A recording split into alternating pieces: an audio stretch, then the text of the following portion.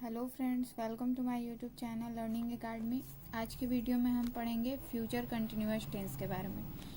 पिछले वीडियो में हमने सिंपल फ्यूचर टेंस पढ़ लिया है और आज की वीडियो में हम उसके फ्यूचर टेंस का जो दूसरा प्रकार होता है फ्यूचर कंटिन्यूअस टेंस उसको पढ़ेंगे। तो चलिए वीडियो शुरू करते हैं। वीडियो शुरू करने से पहले अगर आप मेरे चैनल पर नए हैं तो मेरे चैनल को सब्सक्राइब करके बेल नोटिफिकेशन पर भी क्लिक कर दें ताकि आपको मेरे वीडियो के नोटिफिकेशन आने वाले वीडियो के नोटिफिकेशन आपको सबसे पहले मिल सके। तो चलिए वीडियो शुरू करते हैं।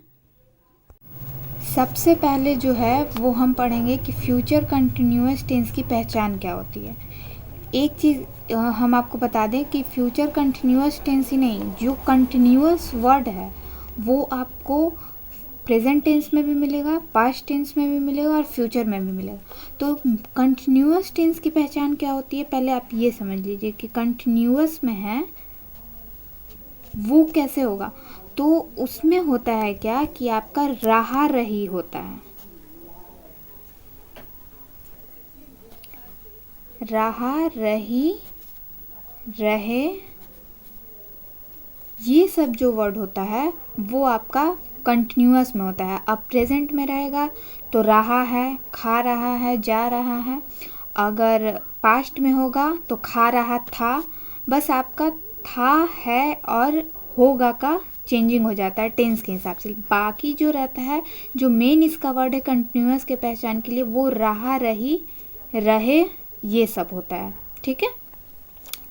अब सबसे बड़ा जो अब कंटिन्यूअस का तो पहचान आपको पता चल गया कि कंटिन्यूअस में है, वो प्रेजेंट में है, फ्यूचर में है, पास्ट में है, वो कंटिन्यूअस में है, उसको उसकी पहचान क्या होती है ये तो हमने बता दिया। टॉपिक पे आते हैं। टॉपिक है फ्यूचर कंटिन्यूअस टेंस। तो इस टेंस की पहचान क्या होती है, तो इस टेंस की पहचान होती है कि हिंदी के वाक्यों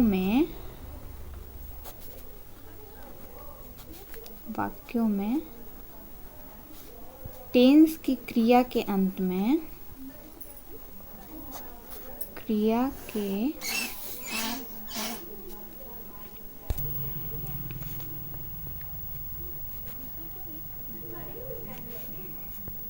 ता रहूंगा, ते रहेंगे, ता रहेगा,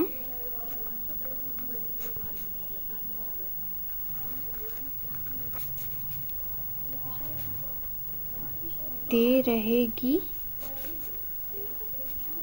रहता है। ठीक है। यानी कहने का अर्थ है कि फ्यूचर कंटिन्यूअस टेंस जो होता है उसकी क्रिया जो होगी, वाक्य जो हिंदी का वाक्य होगा उसमें जो क्रिया होती है उसके अंत में ता रहूँगा। ठीक है। खेलता रहूँगा, जाता रहूँगा, ते रहेंगे। ठीक है। वे जाते रहेंगे। तो ये जो है आपका, ये सब जो वर्ड है ता रहेगा, ते रहेगी, ये आपका फ्यूचर कंटिन्यूअस टेंस का पहचान है कि हिंदी के वाक्य में टेंस की क्रिया के अंत में ता रहूँगा, ते रहेंगे, ता रहेगा, ते रहेगी रहता है, तो वो फ्यूचर कंटिन्यूअस टेंस होता है। ये मैंने आपको कंटिन्यूअस टेंस की पहचान क्या होती है कि वो किसी भी टेंस में हो, प्रेजेंट, पास्ट या फ्यूचर, कंटिन्यूअस में है उसकी पहचान होती है कि वो रहा, रही, रहे होता है। ठीक है। अब बात करते हैं कि इस टेंस को बनाने का नियम क्या है। ठीक है। बनाने का नियम यानी कि रूल क्या होता है। इसको बनाने का जो रूल होता है वो होता है सब्जेक्ट शैल या विल प्लस बी और फिर वर्ब में आईएनजी क्यों लगेगा, क्योंकि वो रहा रही कंटिन्यूअस में है। रहा रही का जो अर्थ होता है वो इंग्लिश में आईएनजी होता है। ठीक है। तो ये होता है आपका इस टेंस को बनाने का नियम। ठीक है। ये चीज़ तो आप समझ गए। सब्जेक्ट में शैल या विल कब लगता है ये चीज़ हमने आपको पिछले वीडियो में बता दिया है। अगर आप नहीं देखे हैं तो आप उस वीडियो में देख सकते हैं, वरना हम आपको यहाँ पे भी बता देते हैं। तो यहाँ पे आपका जो सब्जेक्ट के साथ शैल या विल कहाँ लगता है वो होता है फर्स्ट पर्सन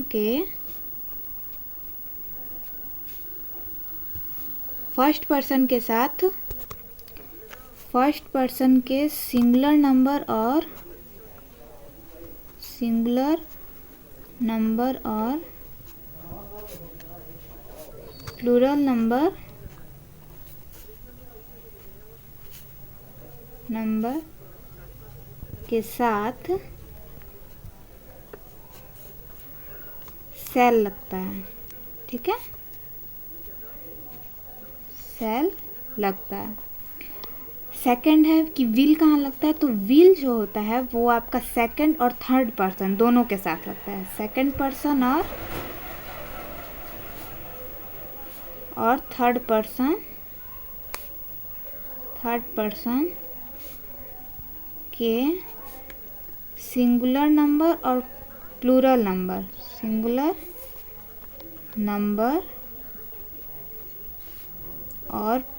नंबर दोनों के साथ लगता है। यानी कि प्लूरल नंबर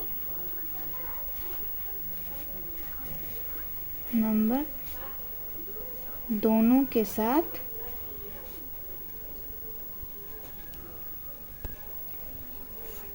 लगता है। ठीक है,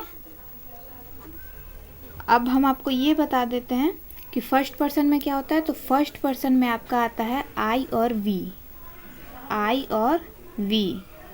ये फर्स्ट पर्सन में आता है। सेकंड पर्सन में क्या आता है, सेकंड पर्सन के सिंगुलर में भी यू आता है और प्लूरल में भी यू आता है। ठीक है, और थर्ड पर्सन, ठीक है, थर्ड पर्सन में आपका आ जाता है, यहाँ पे हम लिख देते हैं, थर्ड पर्सन में आपका आता है ही, सी, इट। ठीक है, राम, ये आपका सिंगुलर में आता है, सिंगुलर नंबर में आता है ये। और प्लूरल नंबर में होता है दे और द बॉयज, इनके साथ विल लगता है, ये प्लूरल नंबर है।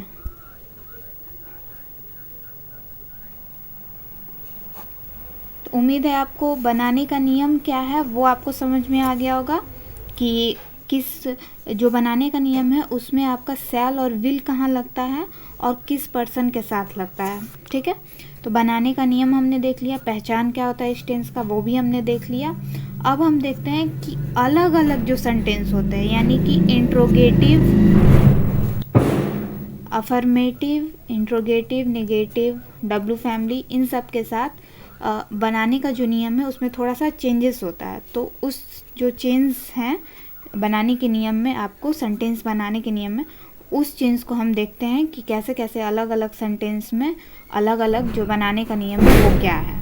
जैसा कि हम जानते हैं सबसे पहला सेंटेंस आता है अफर्मेटिव सेंटेंस। तो अफर्मेटिव सेंटेंस जो बनाने के लिए नियम होता है वो होता है सब्जेक्ट, फिर सब्जेक्ट के हिसाब से सेल या विल, फिर आपका लगता है बी, और फिर वर्ब में आईएनजी।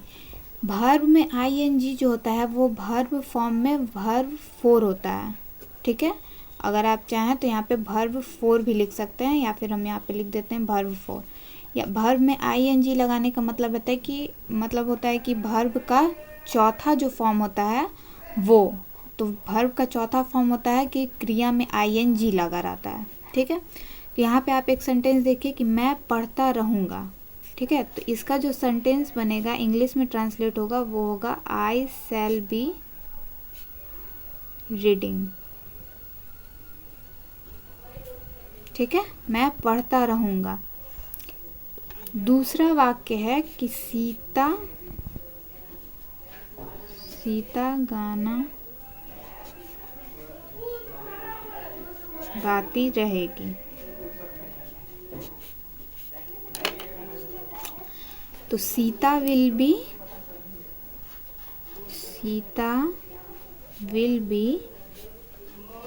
Singing a song.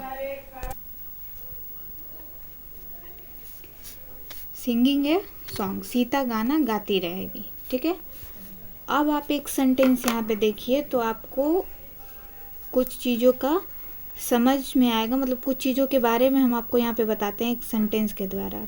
मैं बैठा रहूँगा। ठीक है, आई शैल बी सिटिंग।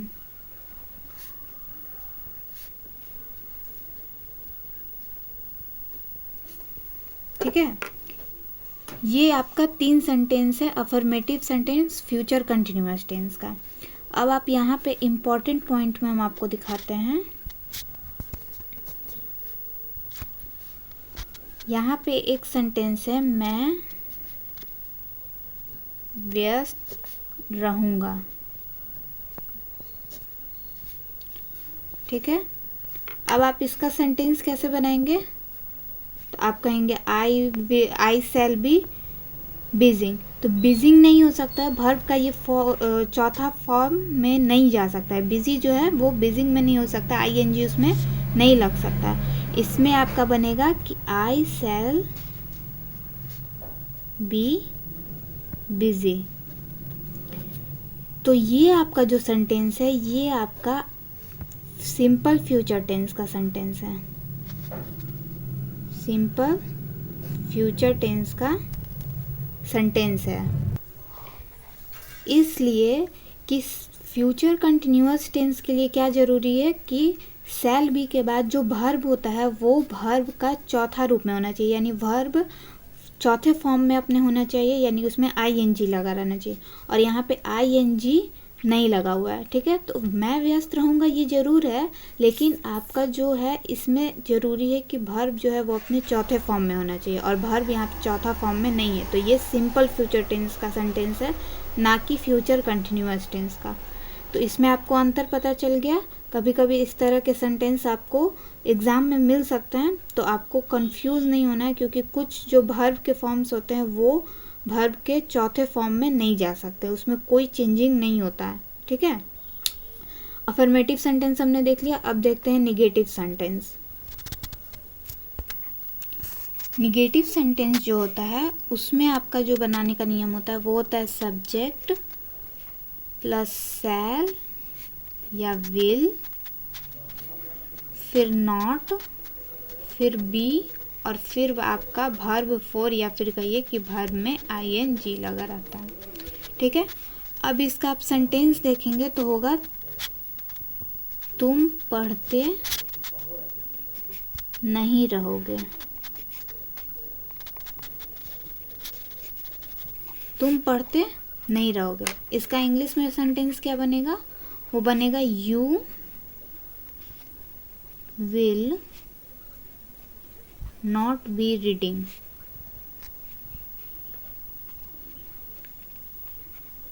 ठीक है, you will not be reading.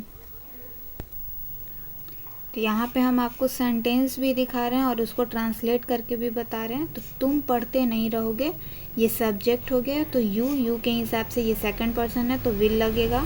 फिर नॉट, जैसा कि रूल में बनाने के जो नियम है उसमें दिया है नॉट के बाद बी, और फिर वर्ब का चौथा फॉर्म यानी रीड का हो जाएगा वर्ब फॉर रीडिंग। ठीक है, दूसरा सेंटेंस देखते हैं। हम लोग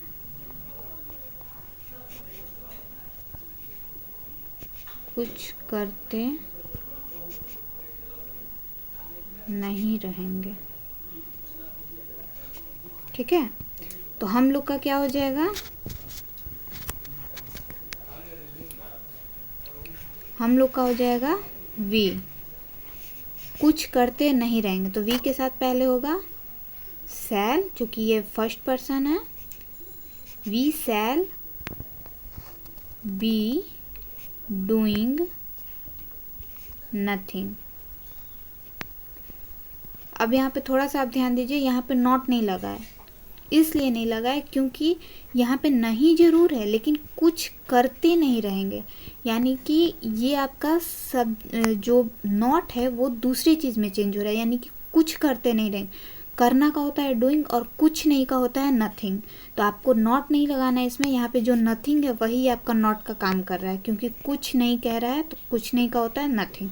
तो we shall be doing nothing, ये होता है आपका निगेटिव सेंटेंस बनाने का नियम, और हमने आपको ट्रांसलेट करके भी दिखा दिया है।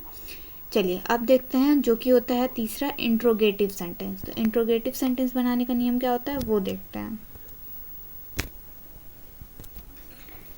तो इंट्रोगेटिव सेंटेंस बनाने का नियम होता है इंट्रोगेटिव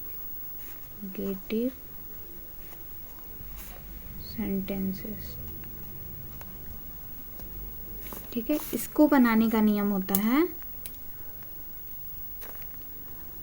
शैल और विल। ये आपका पहले आ जाता है। इसमें जो शैल और विल जो होता है ये आपका मेन पार्ट होता है इस सेंटेंस का, ये पहले आ जाता है। तो इसका जो बनाने का नियम होता है वो होता है कि शैल और विल पहले आ जाएगा, जो सब्जेक्ट के अनुसार उसमें लगाना है सेंटेंस में। ठीक है, फिर आप सब्जेक्ट लिखेंगे। सब्जेक्ट को लिखने के बाद आप बी लिखेंगे और फिर वर्ब का चौथा फॉर्म या फिर वर्ब में आईएनजी। और मोस्ट इम्पॉर्टेंट, जैसा कि हम आपको हर बार कहते आए हैं कि जो भी इंट्रोगेटिव सेंटेंस होते हैं उसमें क्वेश्चन मार्क जरूरी है, तो क्वेश्चन मार्क। अब एक और चीज़ बता दें हम आपको, इंट्रोगेटिव में निगेटिव सेंटेंस भी होता है। यानी कुछ ऐसे जो हिंदी के वाक्य होते हैं उसमें सवाल में ही जो क्वेश्चन वो सेंटेंस रहता है उसमें नहीं जुड़ा रहता है, यानी इंट्रोगेटिव निगेटिव सेंटेंस। ठीक है, तो वो हम आपको आगे बताते हैं। फिलहाल हम आपको इसका सेंटेंस दिखाते हैं, यानी इसका वाक्य, इसके वाक्य को, इस सेंटेंस के वाक्य को ट्रांसलेट करके दिखाते हैं। ठीक है, ट्रांसलेट। तो इसमें आपको यहाँ पे एक वाक्य हम लिखते हैं, वो आप देखिए, क्या वह बैठा रहेगा, बैठा रहेगा, क्या वह बैठा रहेगा। ठीक है, तो क्या वह बैठा रहेगा का होगा, वह है जो वो आपका सब्जेक्ट है, तो ही के साथ क्या लगता है, विल लगता है। तो विल हम पहले लिख देंगे, विल ही, और उसके बाद बी है तो बी, और बैठना का क्या होता है, सिट। तो सिट का वर्ब फॉर्म में फॉर्म होगा विल ही बी सिटिंग, और क्वेश्चन मार्क। ये होता है इंट्रोगेटिव सेंटेंस, और इसको इस तरह से बनाया जाता है। एक और सेंटेंस हम देख लेते हैं, राम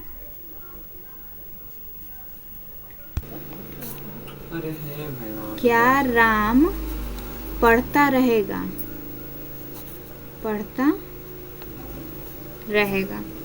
तो इसमें जो राम है, राम के साथ क्या लगेगा, राम के साथ विल लगेगा। तो यहाँ पे आपका हो जाएगा विल राम बी रीडिंग, और क्वेश्चन मार्क। क्या राम पढ़ता रहेगा, तो राम जो है आपका थर्ड पर्सन में है, तो थर्ड पर्सन के साथ विल लगता है, तो राम के साथ विल लगेगा, तो विल पहले हो गया राम, और फिर बी, और उसके बाद रीडिंग। तो इंट्रोगेटिव सेंटेंस भी हमने देख लिया, उसके कुछ वाक्य भी देख लिए कि वो कैसे बनता है। अब देखते हैं interrogative negative sentence. Interrogative negative sentence बनाने का जो नियम है वो होता है शैल या विल, यानी कि बस आपको इंट्रोगेटिव जो सेंटेंस बनाने का नियम है वही रखना है, बस आपका जो बी है उसके पहले नॉट जुड़ जाता है। ठीक है, तो शैल विल, शैल या विल सब्जेक्ट के हिसाब से, फिर सब्जेक्ट, फिर नॉट, फिर बी, और फिर वर्ब का चौथा फॉर्म या फिर वर्ब में आईएनजी, क्वेश्चन मार्क। इसमें भी हम आपको कुछ जो इंग्लिश ट्रांसलेट होता है उसको करके दिखा देते हैं। तो यहाँ पे आपका है, जैसे क्या तुम नहीं पढ़ते रहोगे,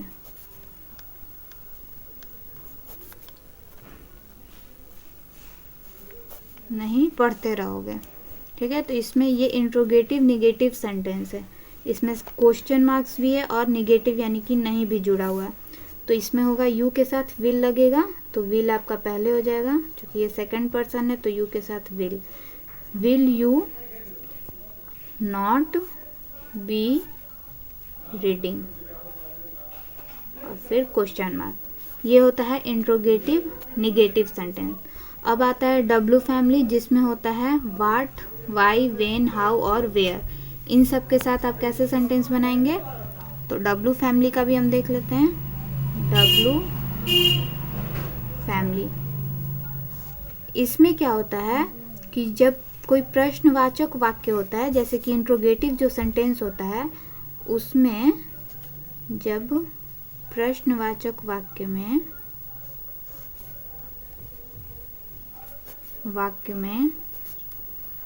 क्या, कब, कैसे,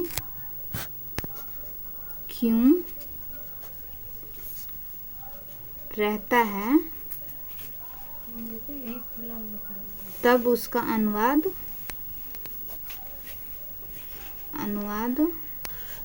डब्लू फैमिली जो होता है उसके फॉर्मूला के थ्रू होता है। ठीक है, उसका अनुवाद इस तरह से होता है, इस तरह से होता है।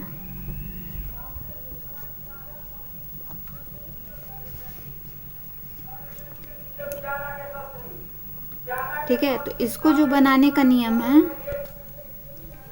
इसमें आपका वाट या व्हेन जो भी आपका सेंटेंस में रहेगा, कब, क्या, कैसे, उस सब का इंग्लिश के थ्रू बनता है। तो वाट, व्हेन, वाई, हाउ और वेयर। ठीक है, और उसके बाद आपका शैल या विल, सेंटेंस आप देख लेंगे, उसमें जो सब्जेक्ट होगा उस हिसाब से शैल या विल। तो उसमें जो भी वर्ड आया रहेगा, कब, क्या, क्यों, उसका जो इंग्लिश वर्ड है उसको आप पहले लिखेंगे, फिर सब्जेक्ट के साथ जो शैल या विल लगेगा वो आप लिखेंगे, और फिर आप सब्जेक्ट को लिखेंगे, और फिर आपका बी होगा, और फिर वर्ब में ing यानी कि वर्ब का चौथा फॉर्म, फिर क्वेश्चन मार्क। और अगर उस सेंटेंस में, प्रश्नवाचक वाक्य में ये वर्ड रहे, डब्लू फैमिली का वर्ड रहे हिंदी में, और उसको ट्रांसलेट अगर उसमें नहीं रहता है, यानी कि इसमें भी आपका एक होता है, डब्लू फैमिली में भी नॉट का वाक्य रहता है, तब आप क्या करेंगे, आपका सारा चीज़ यही रहेगा, शैल, विल, सब्जेक्ट, बस आप इसके बाद नॉट लगा देंगे और फिर बी लगाएंगे, और फिर आपका वर्ब का चौथा फॉर्म यानी कि वर्ब में ing। ठीक है, तो ये जो वाक्य होता है, डब्लू फैमिली का जो वाक्य होता है, उसका जो बनाने का नियम है वो हमने आपको बता दिया, और ये वाक्य किस तरह के होते हैं वो भी हम आपको दिखा देते हैं, यानी उसको ट्रांसलेट करके भी बता देते हैं। जैसा कि आप यहाँ पे देख सकते हैं, एक सेंटेंस हम लिख रहे हैं कि राम क्या करता रहेगा। ठीक है, तो यहाँ पे क्या है, ये इंट्रोगेटिव सेंटेंस है और इसमें डब्लू फैमिली का एक वर्ड घुसा हुआ है, यानी कि इसमें इंक्लूड है क्या। क्या जो है, क्या का इंग्लिश क्या होता है, वाट। तो अब हम क्या करेंगे, इसको ट्रांसलेट करने के लिए जो क्या है इसका हम वाट पहले लिख देंगे। ठीक है, वाट पहले लिख दिए, उसके बाद हम लिख देंगे सब्जेक्ट क्या है, राम। तो राम के साथ क्या लगेगा, will. What will Ram be doing, और फिर क्वेश्चन मार्क। ये आपका डब्लू फैमिली से रिलेटेड जो वाक्य होता है वो इस तरह के वाक्य होते हैं, राम क्या करता रहेगा। अगर चाहें तो हम आपको दूसरा सेंटेंस भी दिखा देते हैं, वे क्यों खेलते रहेंगे। ठीक है, वे क्यों खेलते रहेंगे, इसका इंग्लिश ट्रांसलेट हो वाई, क्यों है तो क्यों का इंग्लिश क्या होता है, वाई। वाई, और इसमें सब्जेक्ट क्या है, वे। तो वे का क्या होता है इंग्लिश, दे, और दे के साथ क्या लगेगा, विल। तो वाट विल, वाई क्यों है ना, why will they be playing. तो हमने आपको डब्लू फैमिली में भी दो तरह के सेंटेंस बताए हैं, जिसमें एक निगेटिव भी होता है, यानी कि उसमें नहीं इंक्लूड होता है। तो नहीं वाला जो सेंटेंस होगा वो कैसा होगा, यहाँ पे हम आपको दिखा देते हैं कि आप उसकी प्रतीक्षा क्यों नहीं करते रहेंगे। ठीक है, ये एक सेंटेंस है डब्लू फैमिली का ही, जिसमें नहीं लगा हुआ है। अभी हमने आपको बताया कि इसमें आपका नॉट नहीं लगाना था, क्योंकि इसमें नहीं वर्ड जो था वो नहीं था, ये निगेटिव नहीं था। इसमें निगेटिव है क्योंकि इसमें नहीं लगा हुआ है। तो अब हम इसको कैसे लिखेंगे, तो इसका होगा क्यों है। तो सबसे पहले हम, जैसा कि हमने पढ़ा कि डब्लू फैमिली का जो वर्ड होता है उसका इंग्लिश लिखा जाता है। तो वाई, सब्जेक्ट क्या है, यू, आप। तो वाई और यू के साथ क्या लगता है, विल। तो वाई विल यू, अब हम क्या करेंगे, इसके सब्जेक्ट के बाद नॉट लगता है, जैसा कि रूल है, नॉट के बाद बी और बी के बाद वेटिंग, और उसमें एक और चीज़ जुड़ा हुआ है कि आप उसकी प्रतीक्षा, यानी कि उसकी का क्या होगा, इसमें चेंज हो जाएगा, तो फॉर हिम, आप उसकी प्रतीक्षा क्यों नहीं करते रहेंगे, तो why will you not be waiting for him, ठीक है। तो उसकी है तो उसकी के लिए हो जाएगा फॉर हिम। तो ये होता है डब्ल्यू फैमिली में एक अफर्मेटिव सेंटेंस, डब्ल्यू फैमिली का, ठीक है, इंट्रोगेटिव का डब्ल्यू फैमिली में एक असर्टिव अफर्मेटिव सेंटेंस होता है जिसमें नहीं इंक्लूड नहीं रहता है और एक में नहीं इंक्लूड रहता है। तो आज के वीडियो में हमने फ्यूचर कंटिन्यूअस टेंस के बारे में पढ़ा, जिसमें हमने उसका पहचान पढ़ा कि पहचान क्या होता है, उसको बनाने का नियम क्या होता है और अलग अलग सेंटेंस में उसको बनाने का क्या नियम होता है। अब हम आगे बढ़ते हैं जिसमें कि है कि इस टेंस को पहचानने इस टेंस का यूज़ जो होता है वो किस स्थिति में होता है, ठीक है, वो देखते हैं हम। तो हम बात कर रहे हैं फ्यूचर कंटिन्यूअस टेंस का। तो हमने उसके बनाने का नियम तो देख लिया और उसका पहचान क्या होता है ये भी देख लिया। अब फ्यूचर कंटिन्यूअस टेंस का प्रयोग आप कहाँ करेंगे, क्योंकि कुछ ऐसे सेंटेंस होते हैं जिसको देख के कन्फ्यूज़न हो जाता है, तो आप उसको कैसे पहचानेंगे कि ये फ्यूचर कंटिन्यूअस टेंस में ही है और इसको हमको फ्यूचर कंटिन्यूअस टेंस में ही बनाना है, या फिर आप स्पोकन इंग्लिश यानी कि आपको इंग्लिश में बोलना है तो आपको कहाँ पे मतलब फ्यूचर कंटिन्यूअस टेंस का प्रयोग करना है, ठीक है, उसको देखते हैं। तो फ्यूचर कंटिन्यूअस टेंस का प्रयोग वहाँ होता है जहाँ पे मतलब जैसे हम यहाँ पे लिखते हैं कि इस टेंस का प्रयोग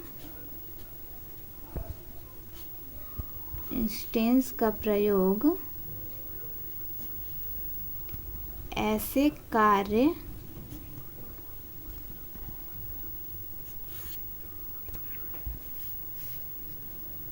व्यापार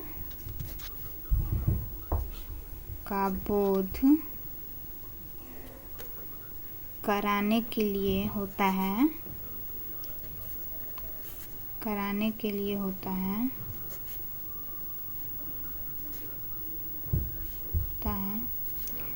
जो भविष्य में, ये होता है आपका मेन पॉइंट, ठीक है।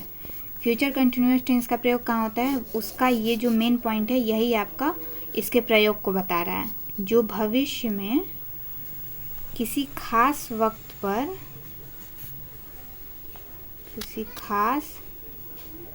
पर यानी कि समय पर होता रहेगा, ठीक है, होता रहेगा, ठीक है। तो जैसे हम देखते हैं कि कैसे आप इस चीज़ को बनाएंगे, तो हम आपको ट्रांसलेट करके बता देते हैं तो आपका कन्फ्यूज़न दूर हो जाएगा। तो यहाँ पे आप पहला सेंटेंस देखिए, जैसे कि है तब वह सोता रहेगा,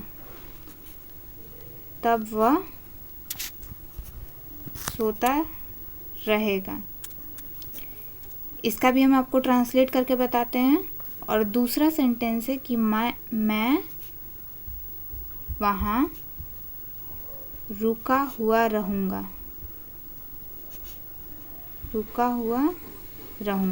यहाँ पे आपको दो सेंटेंस दिख रहे हैं, ठीक है। पहला है तब वह सोता रहेगा, यानी कि एक टाइम होगा फ्यूचर में जिस टाइम पे वो सोता रहेगा, ठीक है। तो इसका जो ट्रांसलेट होगा वो होगा ही विल बी स्लीपिंग, तब का होता है देन, ठीक है, he will be sleeping then.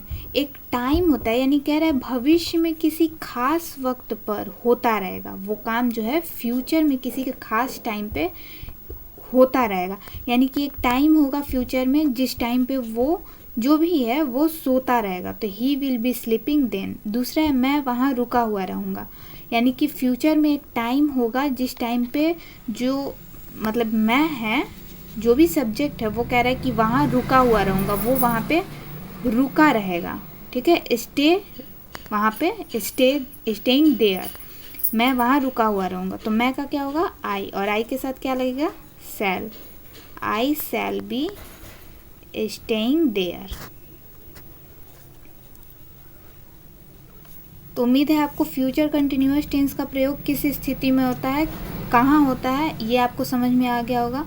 तो आज की वीडियो में बस इतना ही। तो आज की वीडियो में हमने क्या क्या पढ़ा कि फ्यूचर कंटिन्यूअस टेंस का पहचान क्या होता है, और कंटिन्यूअस जो वर्ड है उसका जो मेन पार्ट है, जो पॉइंट है कि कौन सा टेंस, जितने भी टेंस है तीनों, वो टेंस कंटिन्यूअस में है, ये कैसे पता करेंगे वो भी हमने आपको बता दिया। इस टेंस को बनाने का नियम क्या है, यानी कि सेंटेंस जो होते हैं वो बनाने का नियम क्या है, अलग अलग सेंटेंस बनाने का जो रूल है वो क्या है, और इस टेंस को कैसे हम, इस टेंस का प्रयोग कहाँ होता है, use of future continuous tense. तो उम्मीद है आपको वीडियो पसंद आया होगा। अगर आपको वीडियो पसंद आया तो वीडियो को प्लीज़ लाइक करें, शेयर करें और चैनल को सब्सक्राइब करना बिल्कुल ना भूलें। Thank you.